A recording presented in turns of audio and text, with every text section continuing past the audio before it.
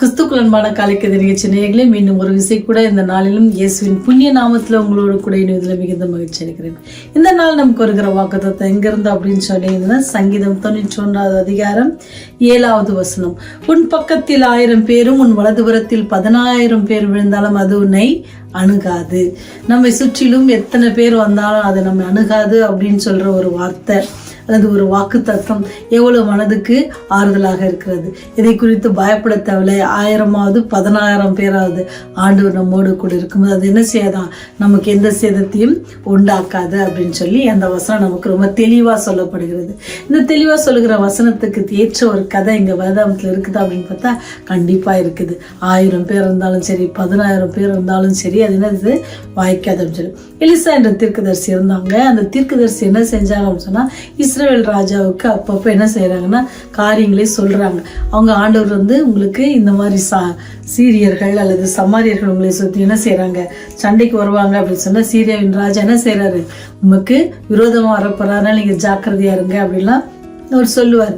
அப்படி சொல்லும் பொழுது என்ன நடக்குது அப்படின்னு சொன்னா, அந்த ராஜாக்கு அதை பார்த்து அவங்க என்ன செய்யறாங்க, ரொம்ப ஜாக்கிரதையா இருந்துக்கிறாங்க. அவங்ககிட்ட இருந்து என்னது மாட்டிக்கொள்ளாதபடிக்கு அவங்க என்ன செய்யறாங்க, தைரியமாகவும் அதே சமயம் பாதுகாப்பாகவும் இருக்கிறாங்க. அப்படி இருக்கும்பொழுது என்ன ஆச்சுன்னா, அந்த சீரிய ராஜாவுக்கு ரொம்ப கோபம். எப்படி இந்த ராஜா எல்லாத்தையும் நம்ம என்னெல்லாம் யோசிக்கிறோம் அதெல்லாம் அந்த மாதிரி அவர் பாதுகாப்பாக இருந்துக்கிறாரு அப்படின்னு சொல்லி அவர் யோசிக்கிறாரு. அப்படி யோசிச்சுட்டு அப்போது அவங்க என்ன செய்யறாருன்னு சொன்னா, அந்த சீரிய ராஜா அவங்களோட வேலைக்காரெல்லாம் கூப்பிடுறாரு. அப்பொழுது அவன் தன் ஊழியக்காரன் ஒருவன் அவனை கூப்பிட்டு கேட்குறாரு, இதை யாரு அவங்களுக்கு போய் சொல்றா அப்படின்னு சொல்லி கேட்குறாரு.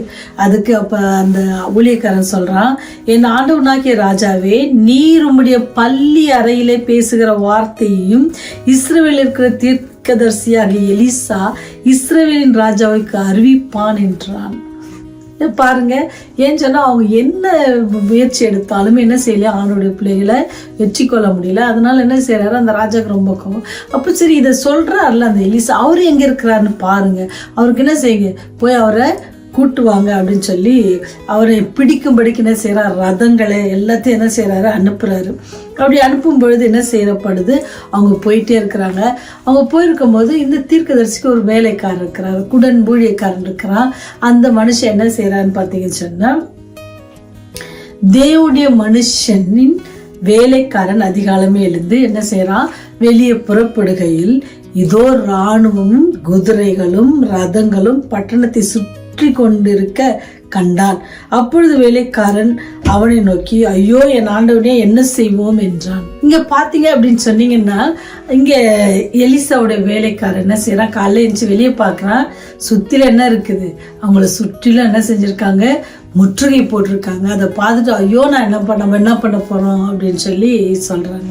ஆனா தேவனுடைய மனுஷன், தேவனுடைய தீர்க்கதரிசி என்ன சொல்றான்னு சொன்னா, உடனே ஜெபம் பண்றாரு, ஆண்டவரே என்ன செய்யுங்க, இந்த வேலைக்காரன் கண்கள் திறக்க செய்யுங்க அப்படின்னு சொல்லி. அப்படி ஜெபம் பண்ணும்போது ஆண்டவர் என்ன செய்யறாரு, அந்த வேலைக்காரனுடைய கண்களை திறக்கிறாரு. அதற்கு அவன் பயப்படாத, அவர் உங்களோடு இருக்கிறவரை பார்க்கிலும் நம்மோடு இருக்கிறவர்கள் அதிகம் என்றான். யாரு, தீர்க்கதரிசி சொல்றாரு.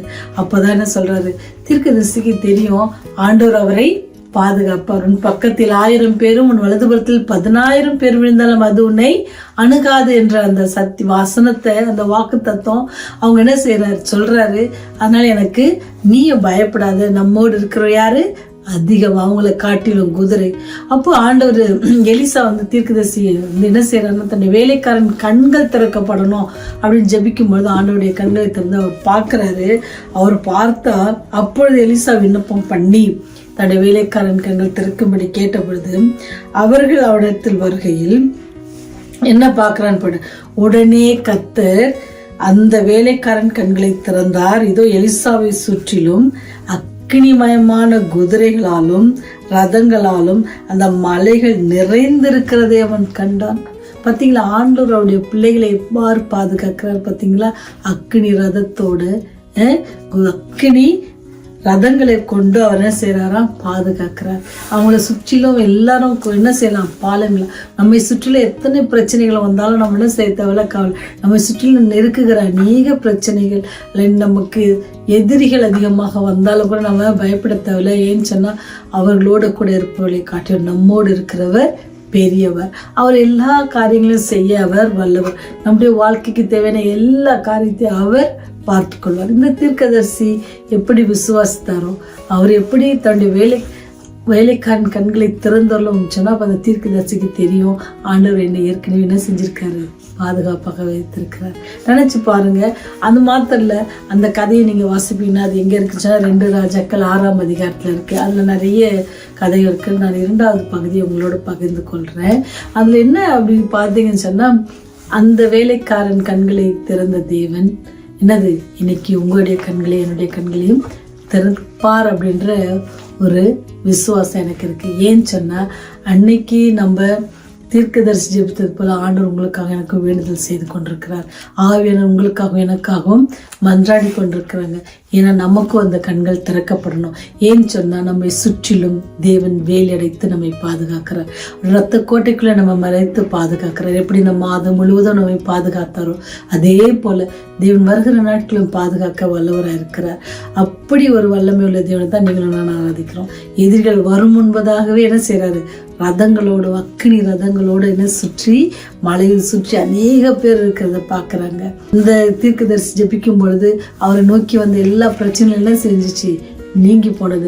அவங்களுக்கு என்னது, கண் மயக்கம் உண்டாகி வேண்டும் ஜெபிச்சாரு, அவங்கள வேற வழியா நடத்துனாங்க. அந்த கதை அப்படியே போகுது. சரிங்களா?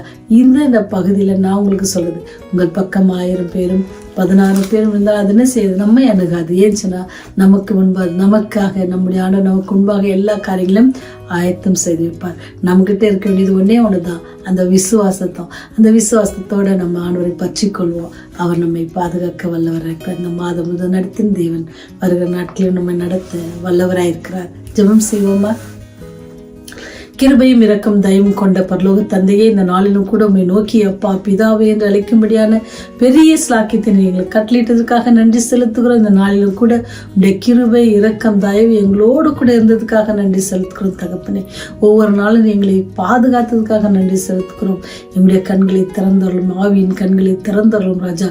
நீர் எங்களுக்கு காட்டின எல்லா நற்காரியங்களையும் நாங்கள் உணர்ந்து உம்முடைய பர்வதத்திலிருந்து நாங்கள் பெற்ற எல்லா ஆசீர்வாதத்தையும் நாங்கள் நினைத்து துதிக்கிறோம், சோஸ்தரிக்கிறோம். இந்த மாதம் முழுவதும் நீர் எங்களை கண்ணின் மணி போல பாதுகாத்து நடத்தினீர், அதற்காக நன்றி செலுத்துகிறோம். ஒவ்வொரு நாளும் போக்கிலும் வரத்திலும் பணி செய்கிற இடங்களிலும் எல்லா காரியங்களிலும் நீ எங்களுக்கு சமாதானத்தை கட்டளிட்டதுக்காக நன்றியானவர். ஒருவேளை சோர்வுகள் ஏற்பட்டாலும் அதிலிருந்து மீண்டு வர எங்களுக்கு நீர் பலனை தந்ததுக்காக நன்றி செலுத்துகிறோம் சாமி. பாவிகளாக எங்கள் மேல் கிருபை இருந்ததுக்காக நன்றி செலுத்துகிறோம். இந்த நாளிலும் கூட உடைய கிருபை எங்களோட கூட இருக்கட்டும். செய்கிற எல்லா வேலைகளிலும் உமக்கு பிரியமாக இருக்கவும், உடைய நாமத்திற்கு மகிமையை ஜீவிக்கவும் எங்களுக்கு உதவி செய்யுங்க. எல்லாவற்றுக்கும் மேலாக ஆண்டவரே, உடைய ராஜ்யம் வரும் பொழுது ஆண்டவரே, இவரே எங்கள் ராஜா, இவருக்காக காத்துருவோம் என்ற அந்த கூட்டத்துல நாங்களும் இந்த செய்தி கேட்கிற ஒவ்வொரு பிள்ளைகளும் வந்து சேர நீர் கிருபை செய்ய வேண்டுமா இயேசுவின் வழியாய் தாழ்மையோடு ஜெபிக்கிறோம் பரலோக பிதாவே. ஆமென், ஆமென்.